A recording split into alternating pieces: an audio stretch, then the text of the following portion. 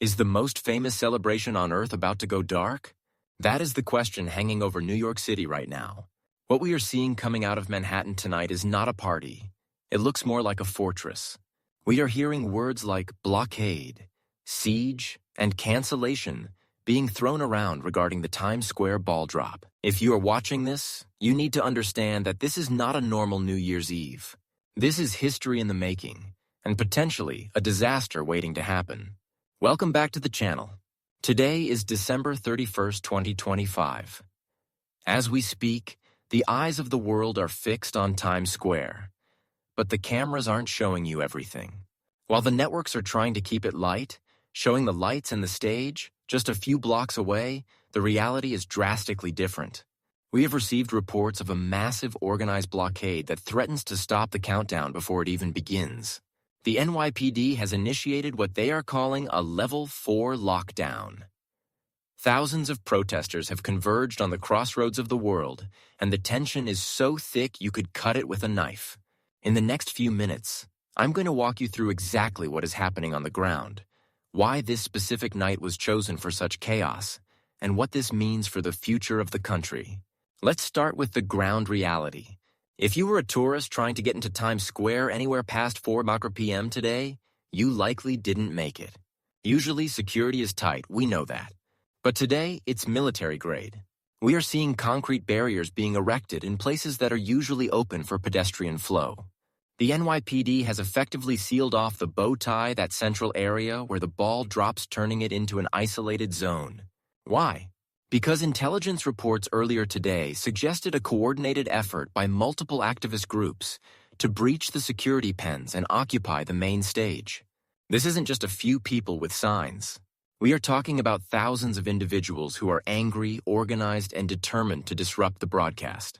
The police scanners have been going crazy with reports of surge groups trying to push through checkpoints at 42nd Street and 8th Avenue.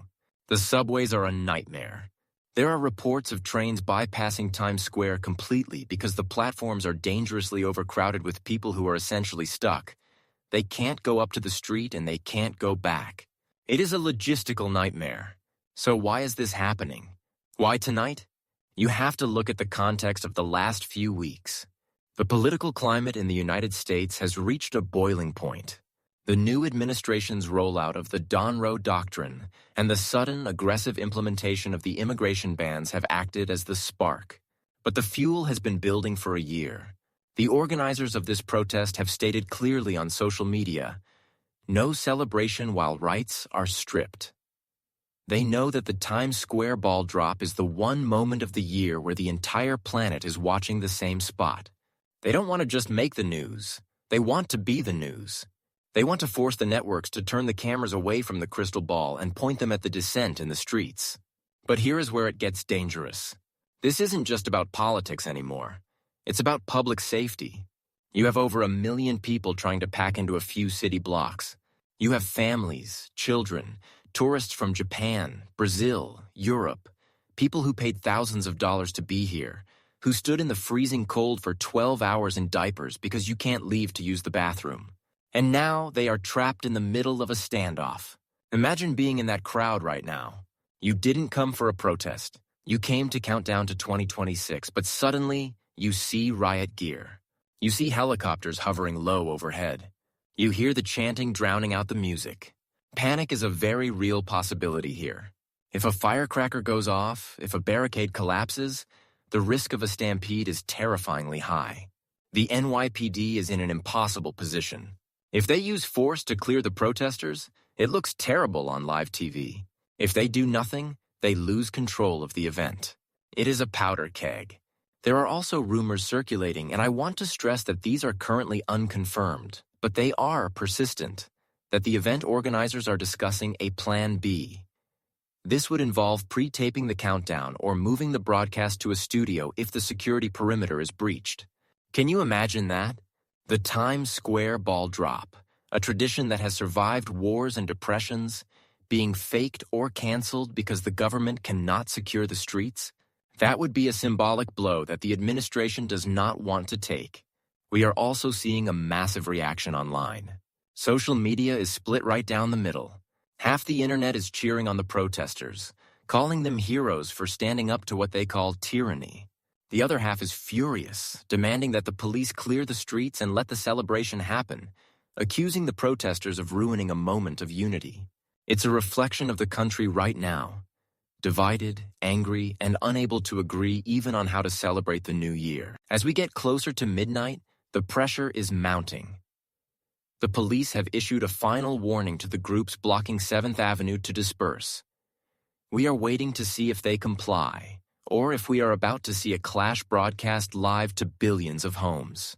I want you to think about the irony here. New Year's Eve is supposed to be about hope. It's about looking forward to a fresh start. But tonight, in the heart of America's biggest city, we aren't looking at hope. We are looking at conflict.